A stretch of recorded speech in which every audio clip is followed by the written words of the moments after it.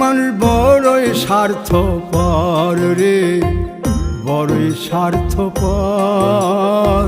বুকের মাঝে জায়গা দিলে যতন কইরা ভাঙ্গে রে অন্তর।